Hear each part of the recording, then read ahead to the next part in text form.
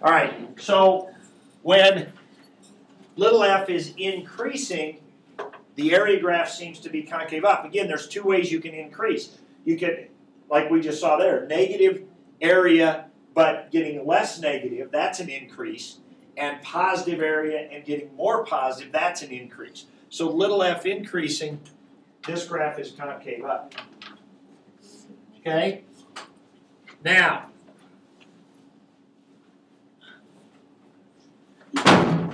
okay. So we saw this here. We come in through here. We're still picking up, same thing. We're picking up bigger and bigger chunks. We get right to here, and then it changes. That's an inflection point. Now we're picking up, still picking up positive areas, so the area graph's still going up, but now it's starting to level off because we're picking up smaller and smaller chunks. Okay, so we went through that. We talked about this idea of an area function, okay, where we have a right endpoint, and then that gives us a certain area, and okay, the same thing that we did with derivative, just from kind of a concept standpoint, we just began that process of thinking about that on Friday. And we started looking at this and we said, well, geez, that's the chart. Oh, wow, the area function must be what? The antiderivative, right? The area function must be the antiderivative of f. This has the same relationship as f of f prime, and that was a kind of an aha moment and kind of a big deal, even though we've kind of hinted at it, having this kind of inverse relationship with area and slope ever since like day 1 or day 2. Okay, so it wasn't a big aha moment, but it's still, I think it's really neat to see these connections, because again, that's kind of out of nowhere. We didn't talk about slope anywhere in that process. We were just talking about this area function and what the graph of it would look like, and it just so happened it had exactly all of the same relationships that the idea of a graph and its slope would have. And it just still, I think, is amazing that comes together that way. All right, so, and then the last thing we talked about, and I think the question came up, and Zach, we're going to answer your question today. Your question was something about the right endpoint going on the other side of the left endpoint and that kind of thing. But we also talked about what happens if you change the left endpoint. What happens if your left endpoint's not A over here, but what happens if your left endpoint is C? And what did we notice?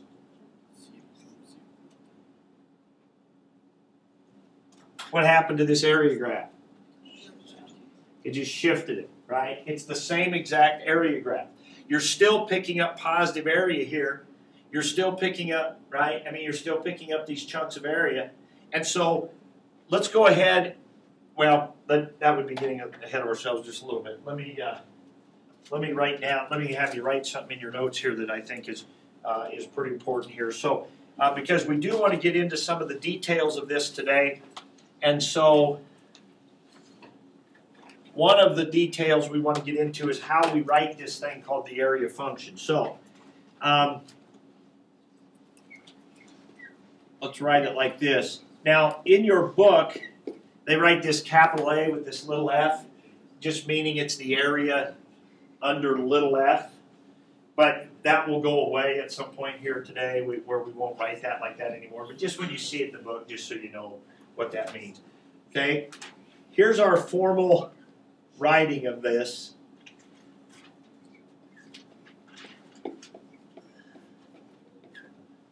Okay? And there's a lot to understand about this. And this is where a lot of confusion comes in every year in understanding this. That's the area function. We said little a here is just a constant, just some left endpoint, right? The real important part of the area function notation is this right here. That x and that x are the same thing. And that is what? What is that x? It's the input of our area function, and it's what else? The right endpoint of our area. See, this isn't quite as easy to do as our slope function was. Slope function was easy. You got x and you got a slope. We'll call that f prime of x. We just made a little slash symbol, called it prime. We said that means derivative. And so if you want to find, you know, the slope, if you want at 1, you find the slope at 1, that's f prime of 1. That was easy. But now with area, we've got two. We got a left endpoint and a right endpoint to create our area. So how do we make a function with an input and an area as the output? Well, what we do is we say, let's fix our left endpoint at some place, doesn't matter where for right now. Let's fix that left endpoint somewhere, and then let's move our right endpoint. Every time the right endpoint moves to a new place, that's our input, that's our x value, and then the area that it creates, that's our output. So we get an area function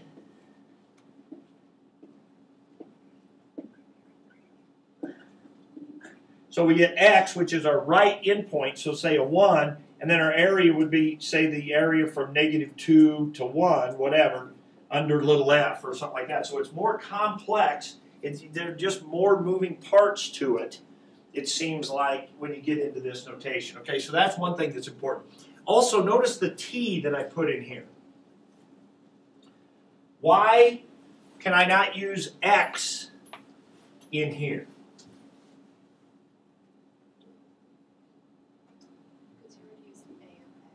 Because I'm already using x for something else, right? In other words, if I was going to draw a picture of this area function here, and let's just put this function like this, I could call this the f-axis, the output axis, all right? But I could not call this the x-axis, and I could not label this function f of x, because I'm already using x for something else. I'm using x as the value for that right endpoint. So this has to be the t-axis, and this has to be f of t, or something other than x. It could be f of z, f of w, f of u. It doesn't matter as long as it's not f of x.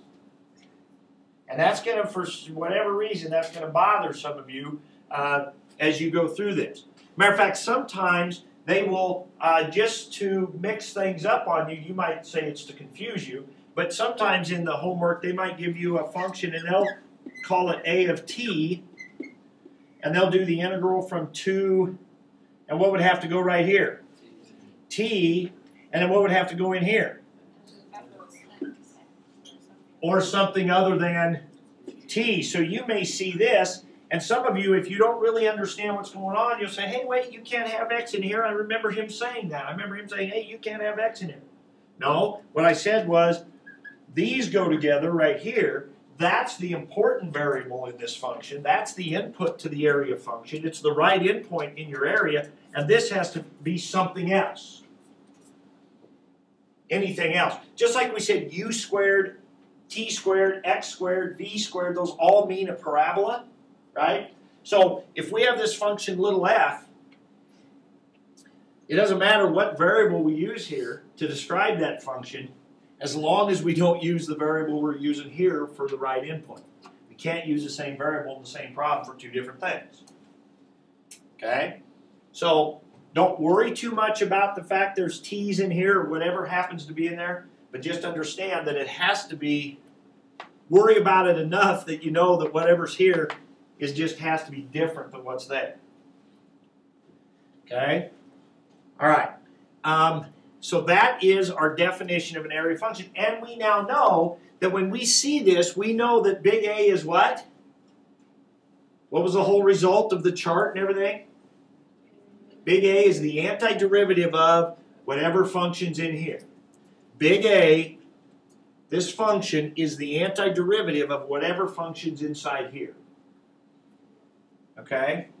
So another way you sometimes see this is this. You sometimes see, and we're not only going to be using big A today, we'll use big F, big G, because we always would use those capital letters as our antiderivative, right?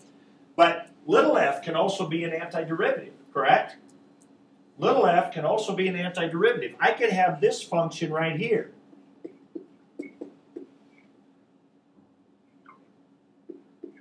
If I put what inside here? F prime. So we'll get into problems where we have that right there. Right? The area under the F prime graph we would call little f. Little f is the end. Okay, so anytime you see this with this x right here. Now tomorrow we'll talk more about how this is not the definite integral. Remember, definite integral is the integral from a to b from one fixed left endpoint to one fixed right endpoint. What we're talking about is a fixed left endpoint to a moving, changing right endpoint, which makes it a function called the area function, which is the antiderivative. Okay, in our homework, we will use that fact that we've now discovered it's the antiderivative, and all the chart relationships work, and so we can answer questions based on the chart. But we want to be thinking about them in terms of area, not slope. And we'll all those different relationships we figured out with the old chart with slope are going to still hold true, but we're going to go through the process of doing some problems and seeing how they do. And it's I think it's kind of interesting how those things keep coming up. Okay. So what we're going to do today is we're going to go through some problems in this section, some problems that you're going to then kind of replicate as you go through this section. Oh, one other thing I wanted to talk about was Zach's question about what happens if, and I'm sorry, I forgot. What happens if we change the left endpoint? We said the endpoint was A, so let's say the endpoint was fixed at 0, and then we wanted to fix it at 2. What does that change on the antiderivative? The plus C. The plus C, right? That's what we saw on this graph here a second ago. Is it just changed the vertical shift up? It just changes a plus C. Well, it's really fairly obvious, I think, why that would be. Here's this one. Okay, here's the area graph right here. Okay, here's the area graph. If we start as our left endpoint over here, we get all this area. Right? So the area function traces this graph. Okay, we're picking up negative area. Now we're picking up more negative area. Now we start picking up some positive area, so the area graph starts coming up, picking up more positive area now, bigger and bigger chunks, so it's concave up. Now we start picking up smaller chunks of positive area, so it starts leveling off. Okay, and then it continues there. Now, let's change the left endpoint. Instead of starting here and going to there, let's start here. Well, what do we notice? We notice it just shifted that graph up. Change the plus C. All this stuff is still true. We're still picking up this, picking up this. Now, tell me, what's the difference between the first chunk of area I had up here, the first function I had up here, and this function I had up here? What's the difference between those two? From an area standpoint. What's the difference between the one that went from -5 over to here and the one that went from 3 over to here?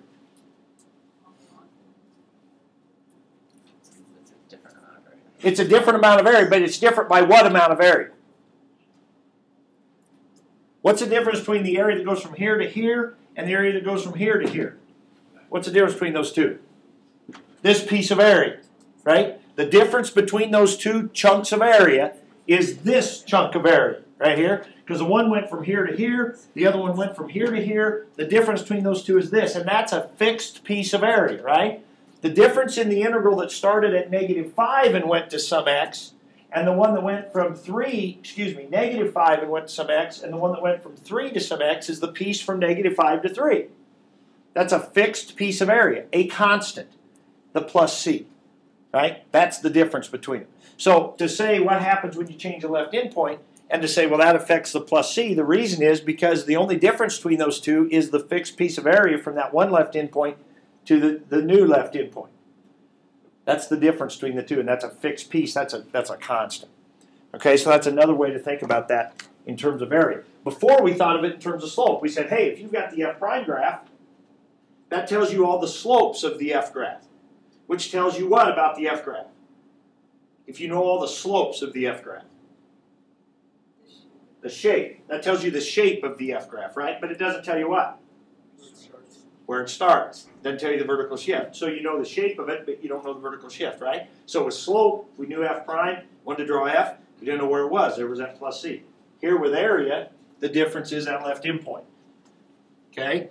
So two area functions of the same little f are going to be the same pieces of area except for the piece between their two different left endpoints, which is just a constant. It's that chunk of area. So that's why it's the plus C. Okay, so that was that question. The other question that Zach had yesterday is, what happens if I would drag this right endpoint? Right now my integral goes from 3 to the right, right? That's my integral. What happens if I drag this back on the other side? What happens if I do that? Now my integral goes from 3 to 1. Now, as I did that, as you may have noticed, watch the point over here. As I bring that to here, now what kind of area do I have right here? From 3 to 3. That's an area of 0. Look where my graph is, right there at 0. Now, as I start to drag my right endpoint left of my left endpoint, what kind of area am I picking up right now? I'm picking up negative area because I'm going backwards, right? So what's my area graph doing? Going down, decreasing. But is this really a decreasing graph as I go down? I think we mentioned this on Friday. I'm going backwards on the graph, right? So even though I'm going down on the graph, what is this graph really right here? This is really an increasing graph right there. It's because I'm going backwards, I'm saying it's going down. But when we talk about increasing, decreasing, we're always talking about from left to right. Okay? So as I move this back to the left, I can say, yeah, I'm going backwards, so I'm picking up negative area, picking up negative area. You might say, yeah, but the little f is positive. It should be increasing. Well, it is. Since I'm going backwards, my graph is decreasing. Well, not really. It's increasing. Does that make sense? So if I get on the left side of that left endpoint, everything still works. Everything still works. And if I keep dragging this, you can just see that point just right. See, right now I'm picking up positive area. So look at my area graph over there. It's coming back up. I'm picking up positive area here because I'm going backwards. It's coming back up. But if I want to talk about the chart and increasing, decreasing, then everything's left to right. Okay? And so it's still the same graph. Still the same graph. All right. So our lesson to be learned from that is, I don't really care. I've got this fixed left edge. I don't really care if the x is over here or over here. It all still works. So just to keep things easy, we'll usually visualize the right endpoint actually being on the right side. It just makes it less confusing. Okay? All right. Turn to page 320.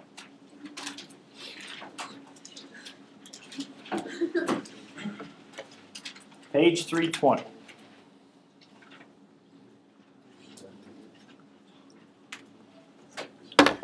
All right. On your homework, you're going to do, together right now, we're going to do problems 21 through 28. Okay? If you look on your assignment sheet, it's got a list of homework problems to do, and it says in bold 21 through 28 we're going to do in class. Then you're going to do a series of problems just like those, pretty much mimicking that, what we go through here. Okay? And what we're about to do here is embark on this series of problems, and that's kind of what your homework's about, where we look at all this chart connection, chart relationship, in the context of all the old kind of problems we used to do when we first learned about the chart, and we were talking about slope. But now we're thinking of it as area. See how those things all tie together. We'll be doing this for a couple days, finding these things out, kind of see a final kind of conclusion we can draw from this that we can use, several conclusions as we go along the way, and then you're going to take a quiz on Thursday. Also, somebody in the other class asked about the antiderivative gateway test. Probably in about 2 weeks. About 2 weeks from today. Could be on a Monday, maybe even on a Tuesday, we'll see. But that's our focus this week, and then next week we'll basically be getting into working on antiderivatives. Yes? When will we get our derivative? I've got one more person to finish that derivative test, and so my guess is tomorrow we'll get to see. It could be Wednesday. All right. So problem 21 through 28. So they give you this information right here. Okay, they tell you that f of x is little f of x is equal to 3x plus 2. So I want you to write this down with me, and we're just going to go through this together. Okay, so they tell you that little f of x is equal to 3x plus 2. And they tell you that big F of x, so again, no coincidence that the big F means antiderivative. Okay, so we're not going to just be stuck with calling our area functions big A. Big F is the integral from 0 to x Then I think in the directions it says little f of t dt.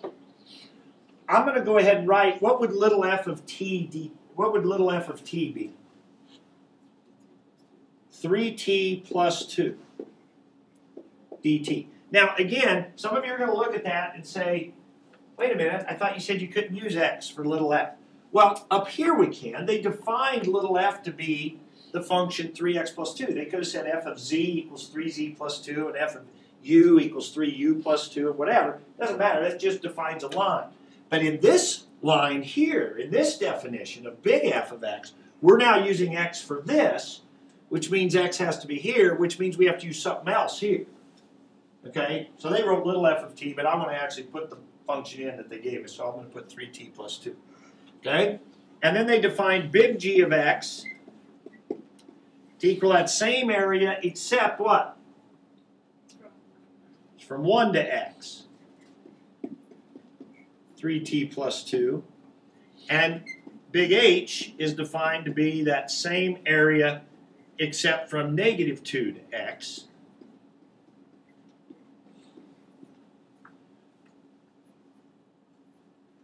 Okay?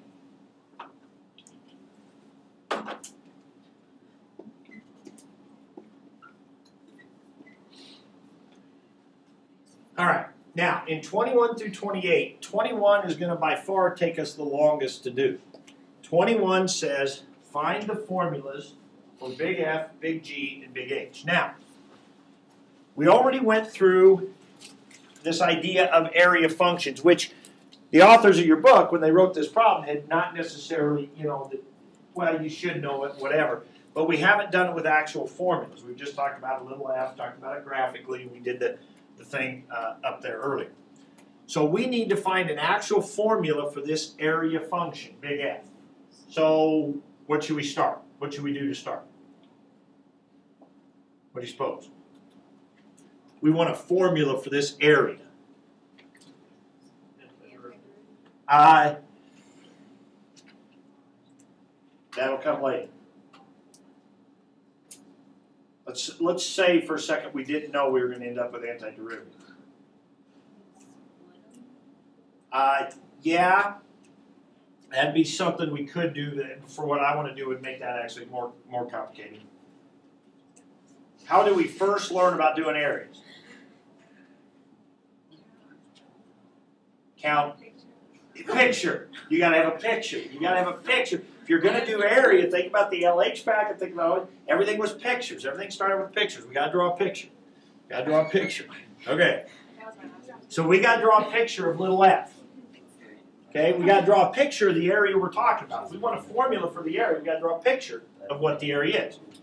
Okay. So we got to draw a picture of little f. So what's it going to be? Little f.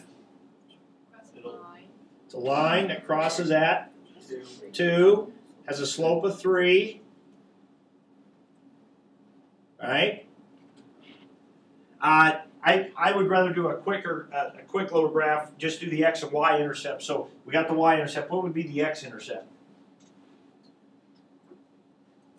If I had graph paper in front of me, rise and run would be nice, but negative 2/3, right? Just set this equal to 0. Set equal to 0, see what x is, x-intercept. It'd be negative 2/3. So it's going to be about right there. Okay, so I'll just do a quick little graph this way. Okay, 2 quick points, x-intercept, y-intercept. If I had graph paper, could you rise over run, real quick, that'd be good too. All right. So, and now let's shade in that area. That area has to go from 0 to x, right? And remember, this is the t-axis right here. This is 3t plus 2, right? So 0 would be right here, and x will just make x be over here somewhere. And we get this piece of area right here, correct? Everybody needs to be able to draw these kind of areas. And I'm going to put little arrows here on my x to just remind me that I can, just like on the computer simulation there, I can slide that back and forth. That right endpoint is going to slide back and forth, but my left endpoint is 0. It's fixed at 0. Okay, now do we know how to do that area? It's a trapezoid, right? So big F, what we know about big F, we're going to kind of put aside this idea of antiderivative right now, right? That's our goal, is to just think about in terms of areas and see what happens, okay? That's what we did with the little chart we made on Friday. Okay, so it's going to be 1/2 the sum of the two bases. Well, this left base is what? 2, and that'll never change. What's this right edge of the trapezoid, that right base? That's little f of x, right? That's little f with an x plugged in. What's little f with an x plugged in? 3x plus 2, right? Little f, that's the y value, the output of little f with an x plugged in.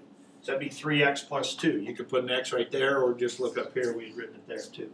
Does that make sense? It's going to change. That right-hand edge is going to change as I slide x to different positions. Okay, times the height of my trapezoid, which is there, because it's kind of turned on its side. And that's x, right? From 0 to x, that's going to be x. Okay, so here we go. So we get big F of x. That would be 1/2, and bring the x around front. Inside the parentheses, you got 3x plus 4. So I got big F of x. I'll distribute that. I get 3/2 x squared plus 2x. Correct? Anything interesting there? Isn't that the antiderivative?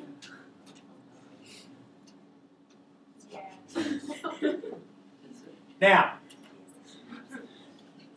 again, I kind of stole the oh wow moment that, because Friday we kind of went into this, but I've done this last couple of years. I think what we did Friday is good. I like reference it to the chart. There were some times where this is the first time we ever did it, but just the fact that that comes out of nowhere, really, think about what we just did there. We just drew this area. We drew this little f graph. We drew the area from 0 to x. It was a trapezoid. We did a geometric formula of trapezoid, and out of nowhere comes an antiderivative. I don't know. I'm impressed. Okay? It's pretty magic. All right, let's do G. Let's do G. We got a new picture to draw. So is C the 0 since it starts at 0? Is that how you figure that out? You'll see as we get into these next ones here. Okay? Let's do another one. So again, we draw a little f.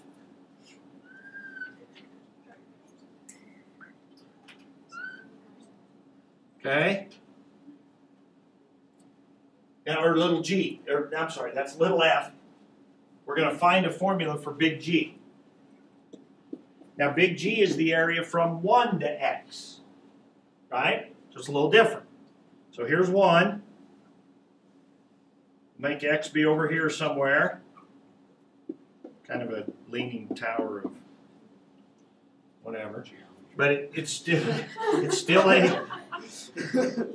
trapezoid, right? But it's just a different piece of area. What's the difference between this piece of area and the one we just drew up there? From 0 to 1. That piece of area from 0 to 1 is the only difference as x slides around, right? That's the only difference between it. But anyway, we got a trapezoid. So let's go 1/2. What's the left edge? What's that left edge right there? 5, right? You plug a 1 into little f, you get 5. Plus the right edge, 3x plus 2. It would be little f evaluated at x. You plug an x into little f, you get 3x plus 2. Times, what's the base here? X minus 1. X minus 1. So big G would be 1/2. This would be 3x plus 7 times x minus 1. I'm going to do some FOIL here.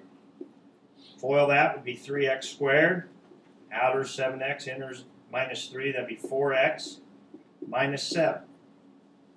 Big G of x would equal 3/2 x squared plus 2x minus 7/2.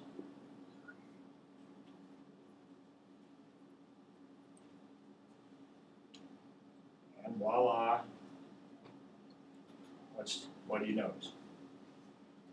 Antiderivative, different c-value, right? We said if we change the left endpoint, we get a difference. It just changes the c-value. And again, kind of amazing. Just a trapezoid, all that algebra, that's what comes out. Last one. H of x. We make a picture here.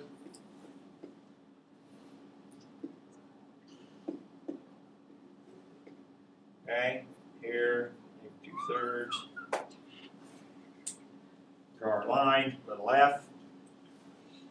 Again, important to understand that all three of these are the area under this little f, but with different left starting points. This one has a left edge of -2,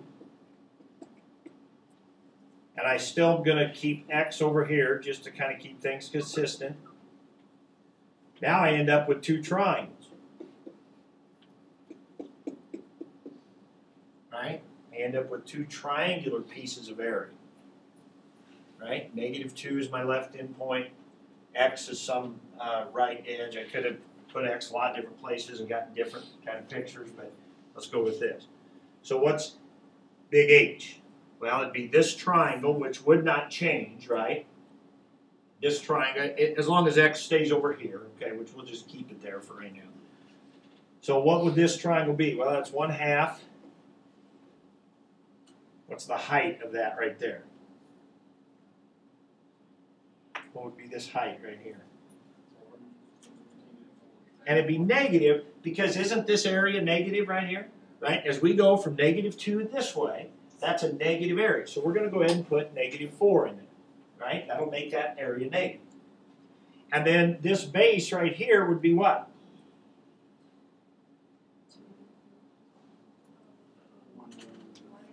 1 1/3, right? Because that point we already decided was at -2/3, right? We decided that early on. Our x-intercept was at -2/3. So that's 1 1/3, which would be 4/3. Okay, so plus, so that'll be that negative triangular piece of area. And now I got the second triangle, which would be 1/2. How am I doing? Running out of room over there. Times, what's this base right here? Or this height? That's the 3x plus 2. And then times, this base would be x minus, well, be x minus -2/3, right? It'd be the difference from x to -2/3. So that'd be x minus -2/3. It'd be x plus 2/3. X plus 2/3. Right? So I have to FOIL that out. All right, so this first one, let's see, 1/2 times that, that's -2. -2 times 4/3 would be -8/3. Plus, this would have a 1/2 out in front of it. And then I'm going to FOIL that. 3x times x would be 3x squared. Outers would be kind of hard to do, stacked like that. Outers would be 3x times 2/3. What's that? 2x. Inners would be 2x, so that's 4x. Last times last, 2 times 2/3, 4/3. So distribute that 1/2 through there. I get -8/3 plus 3/2 x. Oh, look at this. 3/2 x squared plus 2x plus 1/2 times 4/3. 2/3. So when it's all said and done, I get h of x equals 3/2 x squared plus 2x minus 6/3, which is -2. Look at that. And so, I mean, out of a trapezoid came an antiderivative, out of another trapezoid came another antiderivative with a different c, and out of two triangles came the same antiderivative, right? Now, we're not always going to be able to do that because if I gave you a parabola to start with, we would not have had a geometric shape that we could work with, right? The fact that I chose a line as my original little f allowed me geometric shapes that we could work with, but hopefully the evidence is now overwhelming that you were convinced before we did all that, right? You didn't need this. But that chart stuff and this stuff, The area function is the antiderivative. The left endpoint determines the c value. Now, I know you're dying to find this out. How can we do that a shorter way? How can we do it? And obviously, how would we do it when we can't do the geometry part of it? Well, obviously, the antiderivative is going to come in, and that's what some of you were wanting to do already. On the homework, I'm going to have you go through some of this, but let's before I show you that, let's finish 22 through 28 here and talk those through, because they go pretty quick. Once we get this part done, it goes pretty quick. Okay? So 22. So what we did in 21 is we found our formulas for big F, big G, big H. We noticed they're all antiderivatives. Okay? 22 says find the number C such that G is equal to F plus C. G is equal to F plus C. Well, what would C have to be? Negative 7/2. If you took negative 7/2 and added it onto F, you would have G. That's just a way. This is something you're going to see a lot of. G of X equals big F plus C is just saying, hey, G and F are the same except for a constant. That's, by definition, what an antiderivative is. Big G is equal to big F plus C is saying, hey, these two are the same except for a constant. All right, 23 is another way of saying the same thing. Find big F minus big H. Big F minus big H, what would you get? And you just got to be a little careful. Big F minus big H. Positive 2. If you take this, subtract this, you'd be subtracting a negative 2. So it turned into a positive 2. But the answer is big F minus big H is just going to be 2. Again, it's that C value. Now you do have to be careful as a positive or negative. If they'd asked you for H minus F, then it would have been negative 2. Okay, here's where the stuff comes in with the chart.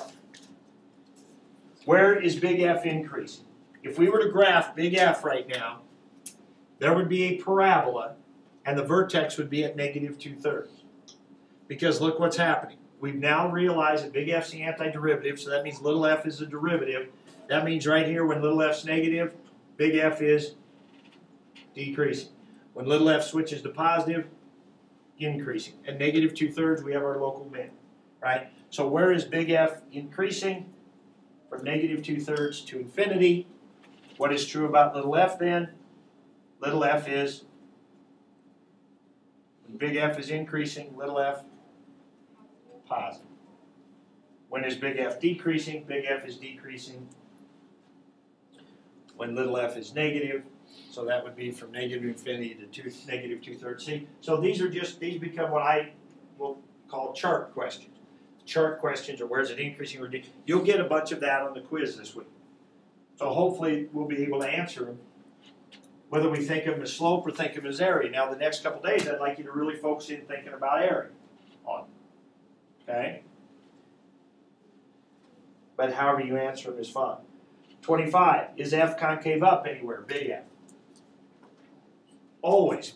We can tell. Big F is big G, big H, they're all parabolas that open up. They're concave up all the time. What's little f? Little f's increasing all the time. Right? Again, chart stuff. Is big F concave down anywhere? No. And then 28, are F, G, and H all antiderivatives? That's like the big aha moment right there. Oh, wow. Big F, big G, and big H are all antiderivatives of little f. Okay? So that series of problems kind of puts what we did from a graphical perspective on Friday into a symbolic equation perspective. All right. So the shorter way. How would you be able to answer question 21? Some of you hinted at it already. How would you get a formula? Let's do G. How would you find a formula for G of X, right, without going through this whole process? Well, first of all, you would realize that, hey, G is the antiderivative of this, right?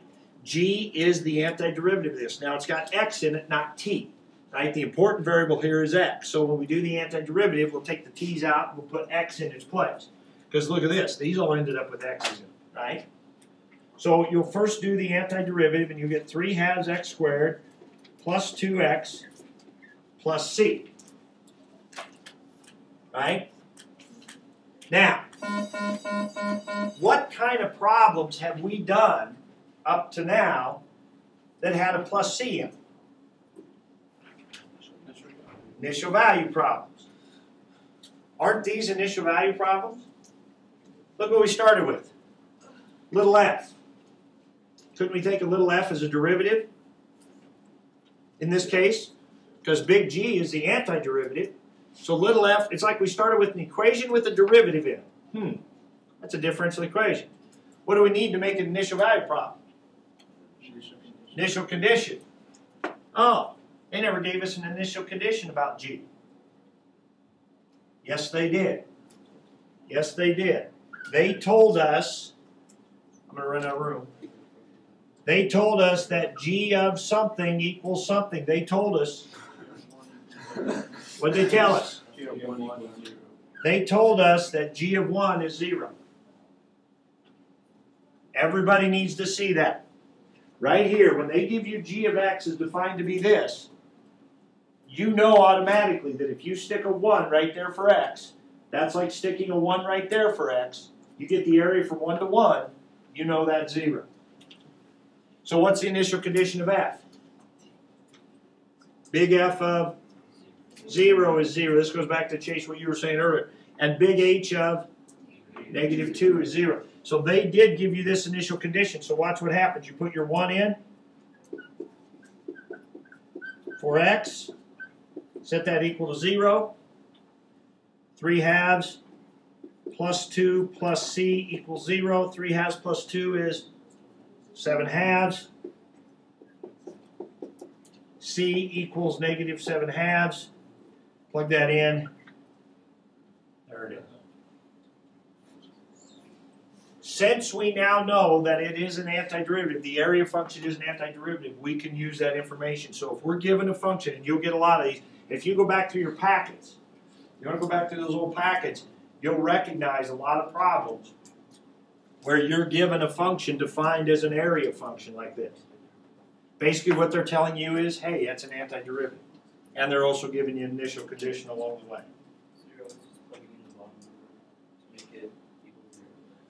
Right. Because the area from 1 to 1 is 0. Because they're right on top of each other. There's no area. Okay? So that would be kind of your shortcut for finding your antiderivative because you have a plus c. That initial condition gives you the plus c. There it is. So I still want you to go through this process. They're going to give you a different little f. So you're going to get to draw some pictures and so forth. Okay? And answer those questions. But most of the questions are going to be more chart kind of questions, you explaining. I want you to kind of think of them in terms of area, explaining in terms of area. So I'm going to give you the last 40 minutes here to work. You can get done or quote. I mean, you can get a lot of your homework here where you got time to help each other and ask questions. But we're going to do just the top line on 5.2. Okay, we're going to do the top line on 5.2. Now, it says to do number 2 first. Number 2, you can use this little shortcut thing that we just learned right here. On number 2, you can do this little thing with the initial condition right here. Okay, that we just figured out. Then on 3 through 8 and 9 through 14, what, would that be 3 through 14? Well, there are 2 different groups of problems, I think. So I said 3 through 8, here's 9 through 14. But on 3 through 8, 9 through 14, those are kind of chart kind of things where you're explaining, and I want you to be explaining in terms of areas. Okay? There's some really good stuff going on in 3 through 8, 9 through 14 as far as understanding how this connects back to old stuff we learned. And then, of course, at 21 through 28 we just did, and then you do 29 through 36, which is basically kind of repeating this process right now. Okay. You can work those, yeah, call that the wall.